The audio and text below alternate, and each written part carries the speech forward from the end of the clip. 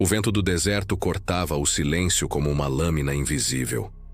Entre as caravanas que vinham de Midian, um jovem de olhos abatidos caminhava acorrentado. Seu nome era José, filho de Jacó, o sonhador traído, o inocente vendido. As cordas que prendiam seus pulsos eram mais do que laços de escravidão. Eram o peso invisível do plano de Deus que se tecia no abismo do sofrimento. O Egito surgia diante dele como uma fera dourada.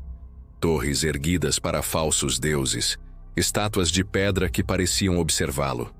Era o reino do poder humano, da magia, da luxúria e da morte. Um império de ídolos que fingiam governar o destino. E é ali que o Senhor o levaria. José foi vendido a Potifar, oficial de Faraó, capitão da guarda. O palácio era um labirinto de sombras e perfumes, onde cada olhar escondia um julgamento, e cada passo podia ser o último. Mas a Escritura repete como um eco entre as trevas, e o Senhor estava com José. Enquanto o Egito o via como servo, o céu o via como semente. A bênção de Deus começou a irradiar-se por onde José andava, como se o favor invisível do Altíssimo fizesse prosperar até a poeira do chão que ele varria. Potifar percebeu. O homem que adorava falsos deuses começou a reconhecer o toque de um Deus que não conhecia. Logo, José foi colocado sobre toda a casa de Potifar. Era jovem, prudente, de semblante nobre, e sua presença parecia silenciar o caos. A casa, antes dominada por ídolos e intrigas, agora respirava ordem. E mesmo entre as paredes pagãs, o Deus de Abraão estava presente. Mas quanto maior a luz, mais feroz se torna a sombra. Potifar tinha uma esposa, e os olhos dela começaram a se fixar no servo hebreu. No início era curiosidade, depois desejo. José se tornou para ela como uma chama que ela não podia apagar. E assim começou a guerra invisível. Não entre carne e sangue, mas entre santidade e tentação. Os corredores da casa se tornaram o campo de batalha da alma. A mulher o observava como a serpente observou Eva no jardim. Silenciosa, insistente, venenosa. "Deita-te comigo", ela disse. A voz soou como um sussurro antigo, ecoando o mesmo engano que sempre quis corromper os escolhidos de Deus. José, firme como uma rocha na torrente, respondeu: "Meu senhor nada me negou senão a ti, porque és sua mulher. Como, pois, faria eu tamanha maldade e pecaria contra Deus?" Perceba, ele não diz contra Potifar, ele diz contra Deus, porque o verdadeiro pecado não é uma falha moral, mas uma ruptura espiritual com o santo. E assim, dia após dia, ela o cercava. As palavras dela se tornaram como serpentes sussurrando à noite. Mas José fugia. Fugir às vezes é o ato mais santo que o homem pode fazer. Mas o pecado não desiste. Ele espera o momento em que o servo esteja sozinho. E um dia ela o agarrou pela túnica. "Deita-te comigo." A túnica, símbolo de honra e posição, foi arrancada de suas mãos. José fugiu nu, despido de dignidade, mas vestido de pureza. E enquanto corria pelos corredores do Egito, o som do escárnio ecoava atrás dele. A mulher, rejeitada e envergonhada, torceu a verdade. Mostrou a túnica como prova e gritou: "O hebreu que trouxeste zombou de mim." O veneno se espalhou rápido. As palavras dela se tornaram sentença. Potifar, tomado pela fúria, lançou José na prisão. Mas mesmo ali, nas profundezas úmidas de um cárcere egípcio, a Escritura repete: "O Senhor estava com José." É uma frase pequena, mas carrega o peso de todo o enredo divino. O Deus da promessa não o livrou do sofrimento, mas o sustentou dentro dele. E nas trevas da prisão, o plano de redenção começava a pulsar. José, o servo ferido, estava sendo moldado para se tornar o governante que salvaria povos. O homem que perdeu tudo estava aprendendo a guardar o que é eterno. Porque às vezes, Deus desce conosco às masmorras da vida, apenas para provar que até ali Ele é Senhor. As portas do cárcere se fecharam com o som pesado do ferro sobre pedra. A escuridão engoliu José, e o eco de seus passos se misturou ao murmúrio dos prisioneiros. Aquele que um dia vestira a túnica de honra, agora vestia o pó e o silêncio. Aquele que fora mordomo do palácio, agora cuidava de grilhões e sombras. Mas o texto sagrado, em sua calma imutável, repete a mesma sentença divina.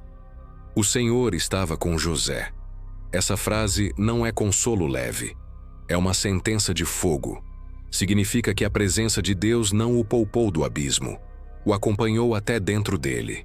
E ali, nas trevas de um calabouço egípcio, José aprendeu que a fidelidade verdadeira não floresce sob o sol, mas na escuridão.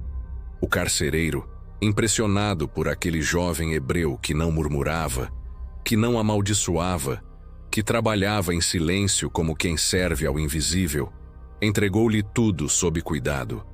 A prisão começou a prosperar, um paradoxo santo, pois mesmo no lugar da morte, a presença do Altíssimo transforma o desespero em altar. Os dias se arrastavam como séculos. O frio das paredes não era tão cortante quanto o silêncio de Deus. Mas José não amaldiçoou o céu. Ele esperou. E esperar, no idioma da fé, é uma forma de adoração. Um dia, novas vozes ecoaram entre as celas. 2 homens chegaram. O copeiro e o padeiro do rei.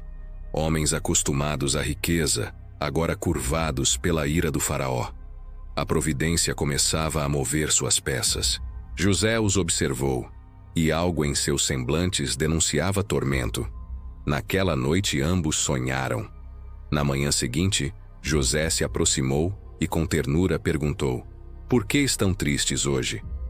Os sonhos deles eram presságios, e José sabia, o Deus de seus pais não havia deixado de falar. Apenas mudara o lugar onde falava. O copeiro contou o seu. Uma videira diante dele, 3 ramos que brotavam e floresciam. Ele espremia as uvas no cálice do faraó e o colocava em sua mão. José ouviu, e a sabedoria divina sussurrou em seu espírito: "Os 3 ramos são 3 dias. Dentro de 3 dias Faraó te reerguerá e restituirá o teu cargo." Mas José não parou aí. Sua voz se suavizou, e com um vislumbre de humanidade ele pediu: "Lembra-te de mim quando te for bem. Fala de mim a Faraó e tira-me desta casa, pois fui roubado da terra dos hebreus, e aqui nada fiz para ser posto nesta prisão." Era o primeiro sussurro de dor em todo o relato. Não um protesto, mas uma confissão. Mesmo o homem mais santo sangra quando é esquecido.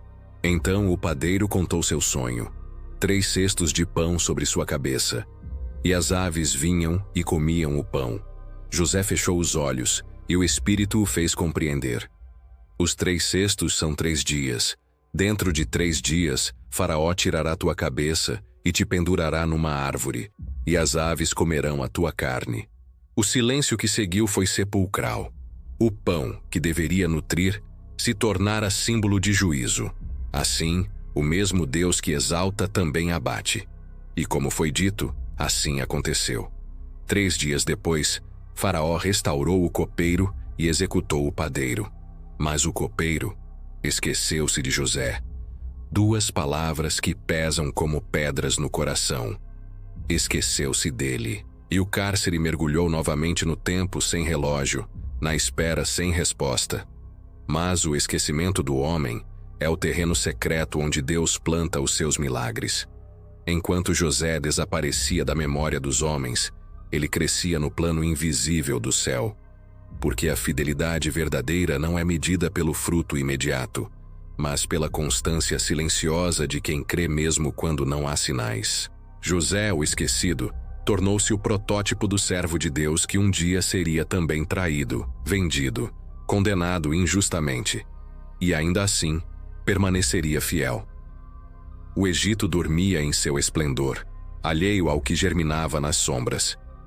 Mas o Deus que vigia os prisioneiros dos homens continuava escrevendo a história do Messias, linha por linha, lágrima por lágrima. E ali, nas profundezas do cárcere, José aprendeu a lição mais amarga e mais santa. A fidelidade é a semente da glória, e ela só floresce no escuro. O tempo passou, e o silêncio se tornou um companheiro cruel. José, o prisioneiro esquecido, respirava o ar úmido das celas, e cada amanhecer parecia repetir a mesma sentença: ninguém vem. Mas havia um som que não se calava, o som do propósito divino, movendo-se como corrente subterrânea sob a superfície do desespero. Enquanto os guardas mudavam, enquanto os anos se consumiam, Deus não mudou. O mesmo Senhor que estava com Abraão no monte e com Isaque nos poços, agora estava com José entre as pedras frias do Egito. E o cárcere tornou-se o ventre de um novo chamado. A fidelidade de José não era feita de vitórias visíveis, mas de perseverança invisível. Ele servia no silêncio, ajudava os outros prisioneiros, trabalhava com diligência, sem saber que estava sendo preparado para governar. O Deus que molda reis não usa tronos, usa prisões. O texto não diz quanto tempo passou, talvez meses, talvez anos. O esquecimento foi longo o bastante para destruir qualquer esperança humana, mas não o bastante para apagar o plano celestial. Porque quando a providência está madura, o tempo se curva diante de Deus. Foi então que o faraó sonhou, e o sonho perturbou o Egito inteiro. 7 vacas gordas e 7 vacas magras, 7 espigas cheias e 7 murchas, e nenhum mago, nenhum sacerdote, nenhum sábio pôde decifrar o mistério. Mas o copeiro, o homem que havia esquecido, foi visitado pela memória divina. De repente, a lembrança o feriu. Hoje me lembro das minhas faltas. E assim o esquecido foi lembrado. José foi chamado às pressas, barbeado, vestido, apresentado diante do trono. E o cárcere abriu caminho para o palácio. Mas antes que a glória o envolvesse, José manteve o mesmo espírito. Faraó disse: ouvi dizer que sabes interpretar sonhos. E José respondeu: não está em mim. Deus dará resposta de paz a Faraó. Essas palavras soam como luz nas trevas. Mesmo depois de anos de dor, José não se colocou no centro da história. Ele sabia que o dom não era dele, era de Deus e para Deus. A interpretação veio com poder. 7 anos de fartura seguidos de 7 anos de fome. E com ela, veio a sabedoria para salvar um império. José não apenas entendeu o sonho, ele discerniu o propósito. E Faraó, assombrado, declarou: acharíamos um homem como este, em quem há o Espírito de Deus. Então o esquecido foi coroado, do cárcere ao trono, do silêncio ao comando. A mesma mão que o havia ferido agora o exaltava. A fidelidade que floresceu no escuro agora era recompensada sob o sol. Mas o clímax deste capítulo não está na ascensão de José. Está no reflexo divino que ela projeta. Porque José é figura de Cristo. Ele foi vendido por prata, traído por seus irmãos, condenado injustamente, lançado em prisão, e depois exaltado à destra do poder para salvar aqueles mesmos que o traíram. A história de José é o evangelho antes do evangelho. Cada lágrima dele é uma sombra do Calvário. Cada prisão um prelúdio do sepulcro. E cada exaltação um eco da ressurreição. A fidelidade de José aponta para o servo sofredor, aquele que também foi esquecido pelos homens, mas lembrado pelo Pai. Enquanto o mundo dormia, Deus estava erguendo o Salvador. E como José saiu do cárcere para governar o Egito, Cristo saiu da tumba para reinar sobre toda a criação. A lição é eterna. O Deus de José não esquece. Ele espera, ele observa, ele prepara. O silêncio não é abandono, é gestação. O esquecimento não é castigo, é cenário para o milagre. José aprendeu nas profundezas que a fidelidade é a língua que o céu entende. E quando o tempo certo chega, a fidelidade é coroada. Por isso, o cárcere do servo fiel se torna o trono do justo rei.